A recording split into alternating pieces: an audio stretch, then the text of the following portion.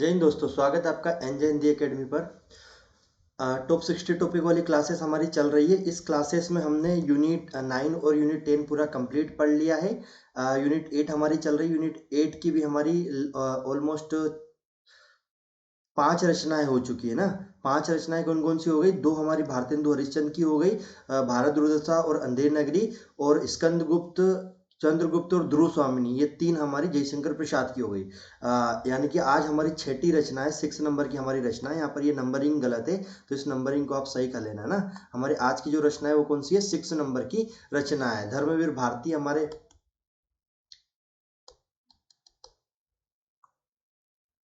चलो, आप नए व्यूवर्स है तो मैं आपको बता दूं कि चैनल को सब्सक्राइब कर लेना, और ये सारी पीडीएफ अगर आपको चाहिए तो आप टेलीग्राम चैनल ज्वाइन करना, एनजे हिंदी एकेडमी। इसका लिंक आपको डिस्क्रिप्शन पे मिल जाएगा, या फिर इसी चैनल पर जैसे चैनल वाले थंबनेल पे आप क्लिक करोगे तो आपको वहां पर भी ये लिंक मिल जाएगा। दोनों जगह पर आपको ये मिल जाएगा ना। इसको 6 नंबर की रचना आप कर लेना। इससे पहले 5 रचनाएं हम पढ़ चुके हैं। आपको पता है कि नाटक हमारा चल रहा है, यानी नाटक वाली यूनिट हमारी चल रही है। तो आप सबको पता है कि नाटक जो है वो मेरे भाई उसमें किस तरीके से क्वेश्चन आते हैं। तो आपको पता है कि उसके ये कथन किसने कहा, यहाँ से बहुत क्वेश्चन आते हैं। उनके पात्रों से क्वेश्चन आते हैं ना। और जो नाटक है उनमें कितने अंक में विभाजित है, अगर कोई नाटक अंक में विभाजित है, या फिर उनके अंक में भी कौन कितने दृश्य है, कितने गीत आए, कौन स्त्री पात्र है, कौन पुरुष पात्र है, ये बहुत पूछा जाता है। तो हमने पूरी रचना इसी पर फोकस करी है। धर्मवीर भारती की हमारा अंधा युग रचना है। अंधा युग आपको बता दूं मैं, थोड़ी बड़ी रचना है ना, थोड़ी बड़ी रचना है, इसलिए हम इसको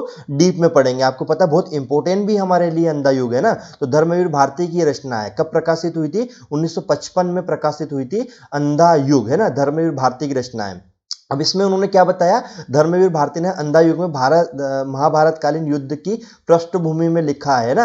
ये 5 अंकों में विभाजित है नाटक। कितने अंकों में विभाजित है? 5 अंकों में। अंधा युग जो है 5 अंकों में भारतीय धर्मवीर भारती ने इस नाटक को लिखा। याद रखना कौन सी नाटक में कितने अंक आ रहे हैं, 5, 6, 3, जिसमें जितना आ रहा है उसको एकदम कंप्लीट तरीके से याद रखना। ये क्वेश्चन बहुत आते हैं, मैं कई बार आपको बता चुका हूं, ऐसे क्वेश्चन बहुत आते हैं, इनको चीजों को ध्यान रखना।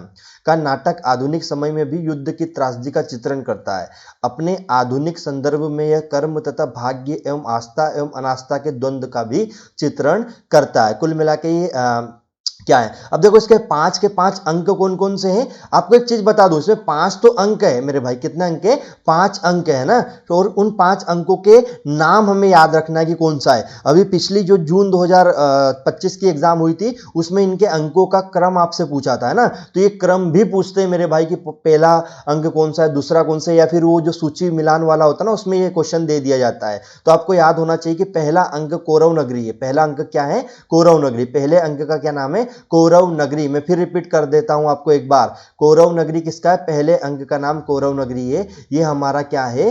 धर्मवीर भारती की जो नाटक है उसका पहला अंक है कौरव नगरी। दूसरा अंक है पशु का उदय। दूसरा अंक क्या है? पशु का उदय। दूसरे अंक का क्या नाम है? पशु का उदय। तीसरा अंक है अश्वत्थामा का अर्धसत्य। अश्वत्थामा का अर्धसत्य तीसरा अंक है।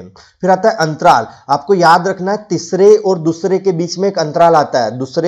तीसरे और चौथे अंक के बीच में एक अंतराल आता है, और उस अंतराल का भी नाम दिया है यहां पर, पंख पहिए और पट्टियां। पंख पहिए और पट्टियां ये अंतराल है। और अंतराल कब आता है? तीसरे और चौथे के बीच में आता है। कभी आपको सीक्वेंस क्रम वाइज जमाने को आपको कह देंगे इनको सबको क्रम से जमाइए, तो आपको ये याद होना चाहिए कि भाई अंतराल आप कहीं पर भी नहीं रख सकते ना, इसको तीसरे अंक के बाद ही रखना है। अंतराल, पंख पहिए पट्टियां। चौथा अंक आता है गांधारी का शाप। चौथा अंक क्या है हमारा? गांधारी का शाप। और पांचवा अंक है विजय एक क्रमिक आत्महत्या। विजय एक क्रमिक आत्महत्या पांचवा अंक है। उसके बाद लास्ट आता है हमारा समापन, प्रभु की मृत्यु। अब मेरे एक बात सुनना, 5 तो अंक हो गए, एक अंतराल हो गया और एक हमारा समापन हो गया। ऐसे टोटल मिला के 7 नाम आपको याद रखना है क्रम वाइज, है ना। कौरव नगरी, पशु का उदय, अश्वत्थामा का अर्धसत्य, पंख पहिए पट्टियां, गांधारी का शाप, विजय क्रमिक आत्महत्या, और लास्ट में आता है प्रभु की मृत्यु। प्रभु की मृत्यु समापन वाला, है ना।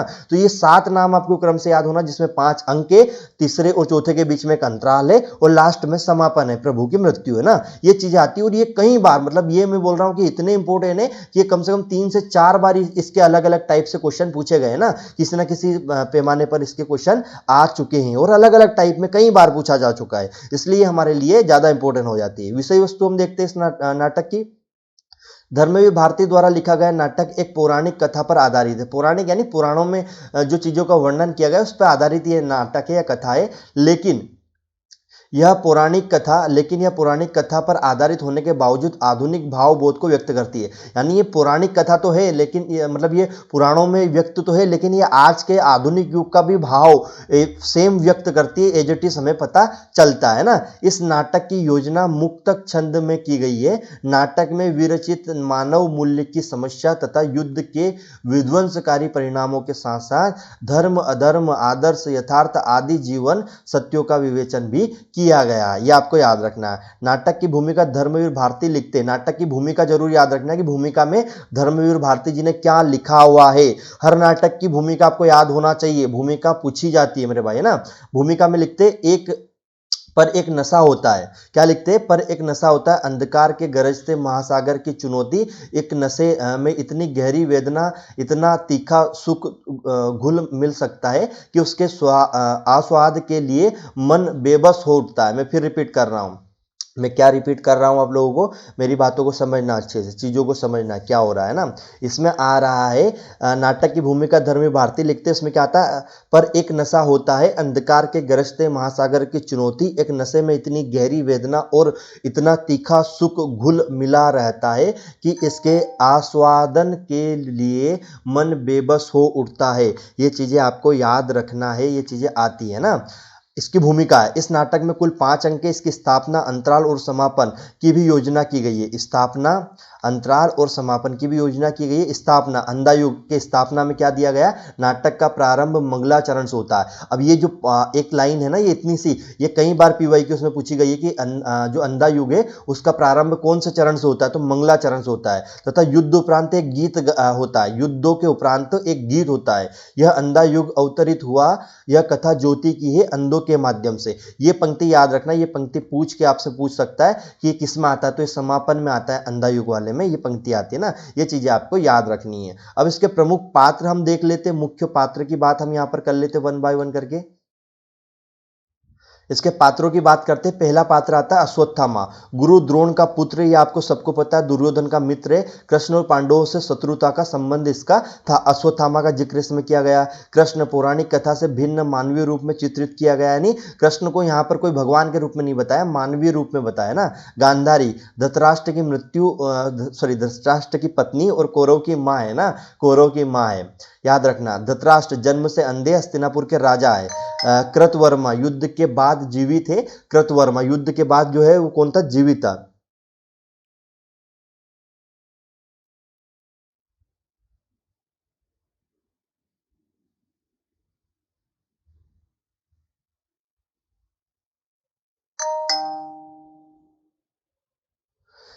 ठीक है, ये कृतवर्मा युद्ध के बाद जीवित कौरव की ओर लड़ने वाले हैं ना। फिर आता संजय। संजय व्यास द्वारा दिव्य दृष्टि प्राप्त करके महाभारत के युद्ध का आंखों देखा वृत्तांत धृतराष्ट्र को सुनाने वाला है। याद रखना, संजय कौन है इस पूरे पात्र में? संजय वो पात्र है इसमें जो महाभारत में धृतराष्ट्र को पूरे युद्ध में क्या चल रहा था वो लाइव टेलीकास्ट दिखाने वाला व्यक्ति संजय है। देखो आज के जमाने में हम लाइव टेलीकास्ट करते, उस समय भी लाइव टेलीकास्ट चला होता था ना, लेकिन वो माध्यम अलग होता था। कृतवर्मा के बारे में भी आपको याद रखना है। वृद्धव्याचक एक कल्पित पात्र है जो कौरव की विजय की भविष्यवाणी करता है, लेकिन भविष्यवाणी झूठी हो जाती है।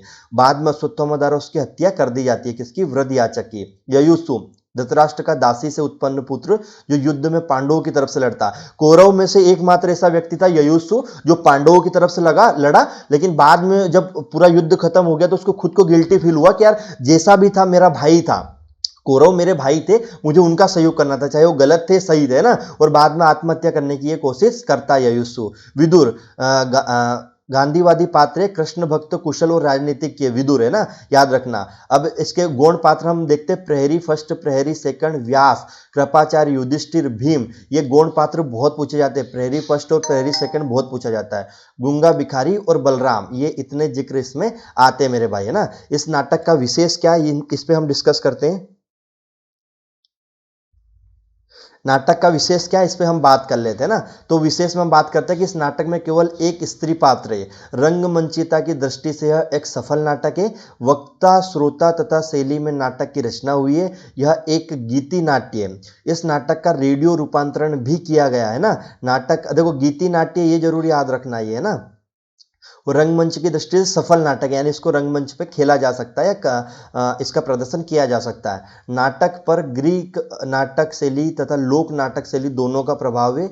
निर्वेश में नाटककार धर्मवीर भारती लिखते, दो प्रहरी जो घटनाओं और स्थितियों पर अपनी व्याख्याएं देते चलते हैं, वह बहुत कुछ ग्रीक कोरस और निम्न वर्ग के पात्रों की भांति दृश्य परिवर्तन और अंक परिवर्तन के समय कथा गायन की योजना या लोक नाट्य परंपरा से ली गई है। यहाँ पर वो चीजें बताते हैं। कथा सार हम देखते पूरा। अब देखो, अब कथा सार में ये कि कथा मुझे पूरी बतानी पड़ेगी, क्या हुआ क्या नहीं हुआ। इससे अच्छा ये कि मैं इन सारे अंकों में कौन कौन से प्रमुख गीत है, कौन कौन सी प्रमुख कविताएं, कौन कौन सी प्रमुख पंक्तियां, हम उन पे डिस्कस कर ले। ये कथा सार आप पीडीएफ से पढ़ लेना, क्योंकि इसको यहाँ पर लाइव क्लास में डिस्कस कराना मतलब एक तरीके से सिर्फ पढ़ना है। इसमें कोई खास ऐसी चीज नहीं कि जो मैं आपको बता दूं कि ये आना ही आना है ना, ये चीजें नहीं आती है।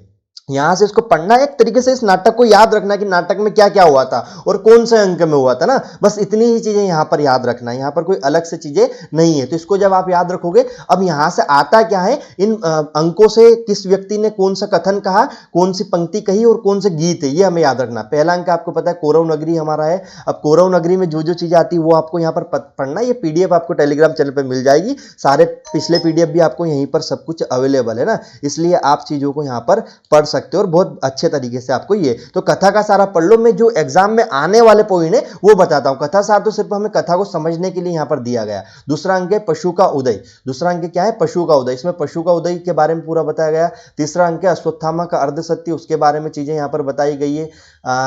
अंतराल, पंख पहिए, पट्टियां, इसमें क्या बातें कही गई, क्या जिक्र हुआ, इन सबको आपको पढ़ना है, एक बार पढ़ना जरूर है लेकिन, है ना। चौथे अंक में गांधारी का श्राप यहाँ पर दिखाया गया है, कैसे उन्होंने श्राप दिया था, क्या हुआ था क्या नहीं हुआ था, ये सारी चीजों पर बात हुई। पांचवा अंक में विजय एक क्रमिक आत्महत्या की बात हुई। समापन में प्रभु की मृत्यु कैसे हुई, यह बताया गया कि एक हिरण को, उनके पैर को हिरण समझकर एक व्यक्ति ने उनके पैर में तीर मारा था, उसी के बाद उनकी मृत्यु हो गई ना। ये यहाँ पर लिखा हुआ है कि बाएं पैर पर मृग का मुख समझकर बाण चला दिया। किसने चलाया, व्याध ने चलाया, है ना।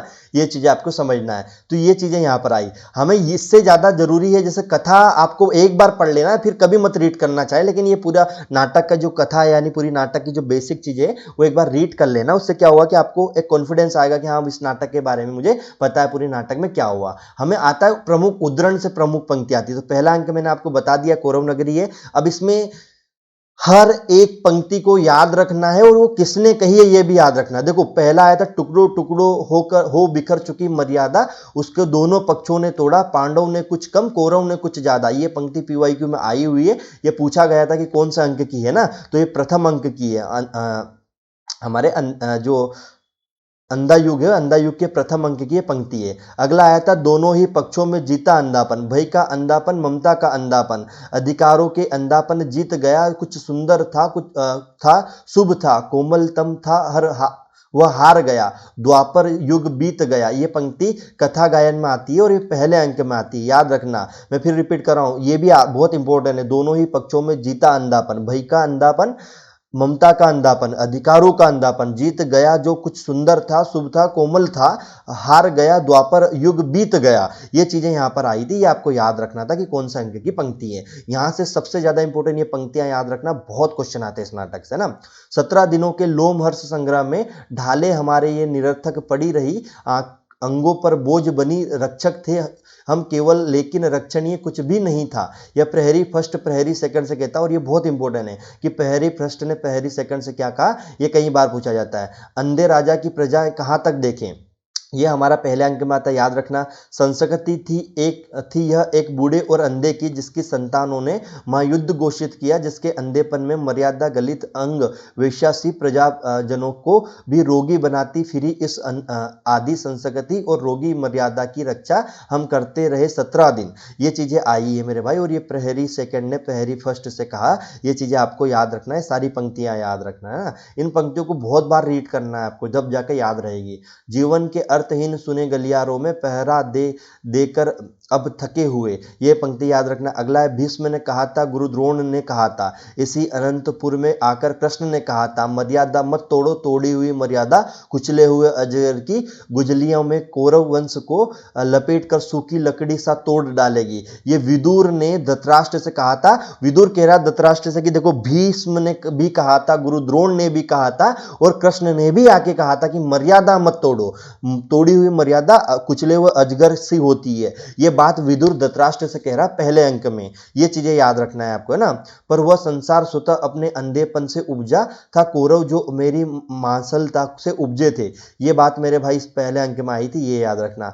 आज मुझे मान हुआ, मेरी व्यक्तिक सीमाओं के बाहर भी सत्य हुआ। ये धृतराष्ट्र विदुर से कहता है। धृतराष्ट्र कौन किससे कहता है? विदुर से कहता है कि आज मुझे ऐसा महसूस हो रहा है कि हाँ भाई, गलतियां तो हुई है। प्रभु ने कहा था, ज्ञान को समर्पित नहीं, अधूरा है, मनो बुद्धि तुम अर्पित कर दो, भय से मुक्त होकर तुम प्राप्त मुझे ही होंगे, इसमें संदेह नहीं है। विदुर ने धृतराष्ट्र से कह रहे हैं ना। ये चीजें आपको पता होनी चाहिए। पहले अंक में अभी चल रहे हैं। मैंने यह बाहर का वस्तु जगत अच्छी तरह जाना था, धर्म नीति मर्यादा यह सब केवल आडंबर मात्र था। यह गांधारी जो है धृतराष्ट्र से कहती है। गांधारी किससे कहती है? धृतराष्ट्र से कहती है। मैंने कहा था, दुर्योधन से धर्म जिधर होगा वो मूर्ख उधर जय होगी। ये गांधारी कहती है। कौन कहती है? गांधारी दुर्योधन से कहती है। जिसको तुम कहते हो प्रभु, उसने जब चाहा मर्यादा को अपने हित में बदल दिया। ये भी गांधारी कहती है ना, ये याद रखना।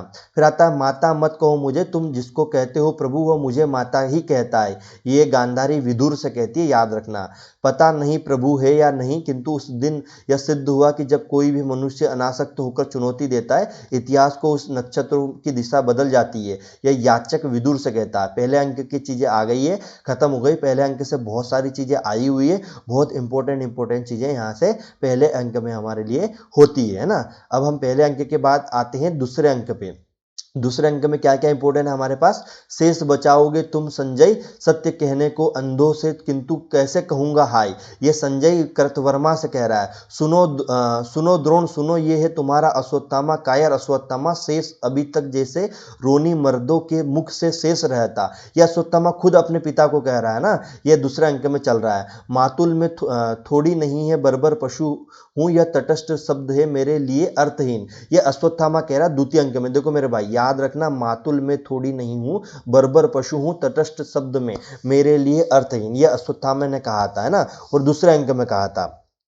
देखो पहला अंक आपको पता है। देखो एक चीज और एक बार फिर से मैं रिपीट करा देता हूं, ताकि आप लोगों को थोड़ा सा चीजों को समझने में कंफ्यूजन ना हो। थोड़ा सा चीजों को समझो, बात को, कि कैसे किस तरीके से एग्जाम में आता है।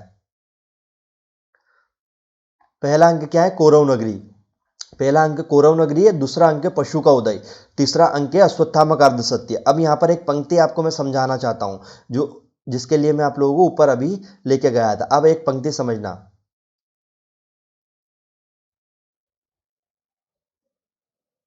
मेरे भाई, अश्वत्थामा की पंक्ति आई है। अब आप अश्वत्थामा की कोई पंक्ति है, सुनो द्रोण सुनो, मैं तुम्हारा अश्वत्थामा कायर अश्वत्थामा शेष हूं। अब ये बात सुनकर तुम क्या करोगे? अश्वत्थामा की पंक्ति है तो आप अंतराल 3 लगा दोगे, या तीसरा अंक लगा दोगे कि तीसरा अश्वत्थामा का अर्धसत्य जो तीसरा अंक है उसकी ये पंक्ति होगी। यही गलती जून 2025 में बच्चों ने करी थी। ये क्वेश्चन आया था कि अश्वत्थामा का तीसरा लगा दिया, बल्कि ये दूसरे अंक में आई हुई है ना। याद रखना, सुनो द्रोण सुनो, ये तुम्हारा अश्वत्थामा या अश्वत्थामा की पंक्ति, और ये दूसरे अंक में आई है। और मातुल में थोड़ी नहीं हूं, बर्बर पशु हूं। अब ये पशु, ठीक है भाई, दूसरा अंक पशु का उदय है, और पशु शब्द जो आया यानी ये अश्वत्थामा की पंक्ति है, ये भी अश्वत्थामा की पंक्ति है। लेकिन ये आप इस तरीके से इसको अश्वत्थामा नाम सुनकर आप ये कहोगे कि यार अश्वत्थामा का अर्ध सत्य, अश्वत्थामा की पंक्ति, तो अश्वत्थामा तीसरा अंक में आई होगी। अब अगर अंक के साथ ना पढ़ो इनको तो, है ना, इसलिए आप गलत मत करना। ये दोनों पंक्तियां दूसरे अंक में आई है ना। अगर आपसे पूछे कि अश्वत्थामा की पंक्तियां किस में आई है, तो ये दूसरे अंक में आई। इन दो पंक्तियों पर विशेष ध्यान रखना। एक पंक्ति पिछली बार पूछी जा चुकी है पीवाईक्यू में, तो इस बार अगली पंक्ति का भी चांस हो सकता है। आज इस पराजय में बेला में सिद्ध हुआ, झूठी थी सारी अनवरता भविष्य की। ये वृद्ध याचक ने कहा था ना, मैंने बताया था उसको झूठा भविष्य, अब जा रहा उसको बताऊंगा वर्तमान से। ये वृद्ध याचक अश्वत्थामा से कहता है। तीसरा अंक आता है, गुंगों के सिवा आज को और कौन बोलेगा मेरी जय। गुंगों के सिवा आज कौन बोलेगा मेरी जय, ये तीसरे अंक में आया था ना। ये धृतराष्ट्र विदुर से कहता है। मेरा अपराध सिर्फ इतना है, सत्य पर रहा मैं दृढ़। ये युष्य की पंक्ति है ना, तीसरे अंक में आती है। पक्ष में असत्य का नहीं लूंगा, मैं हूं कौरव का सत्य बड़ा, कौरव वंश से। ये ययुष्य की पंक्ति है। अंतिम परिणति के दोनों जर्जर करते, पक्ष चाहे सत्य हो अथवा असत्य का हो अथवा सत्य का नहीं। ये ययुष्य की पंक्ति है। शांत हो ययुष्य और सहन करो गहरी पीड़ा, ये विदुर ययुष्य से कहता है तीसरे अंक में। आज इस पराजय की बेला में पता नहीं जाने क्या छोटा पड़ गया, कहाँ सबके सब कैसे उतर गए। विदुर की पंक्ति है तीसरे अंक में। सुनते हो पिता, इस प्रतिहिंसा में बिल्कुल केवल है दुनिया की सारी मर्यादा, बुद्धि केवल इस निपट अंतः अश्वत्थामा पर ही लादी जाती है। अश्वत्थामा कृपाचार्य से कहता है ना, ये याद रखना। फिर आता अंतराल। अंतराल पंख पहियों और पट्टियों वाला। मैंने अपनी प्रतिशक्ति के सहारे प्रवाह की कथा की गति बदल दी है। ये वृद्धत याचक से कहता है ना। फिर आता मैं हूँ ययुस्सु, मैं उस पहिए की तरह हूँ जो पूरे युद्ध के दौरान रथ में लगा था, पर जिसे अब लगता है कि वह गलत धुरी पर लगा है, यानी गलत का साथ दे रहा था। ये ययुस्सु की पंक्ति है।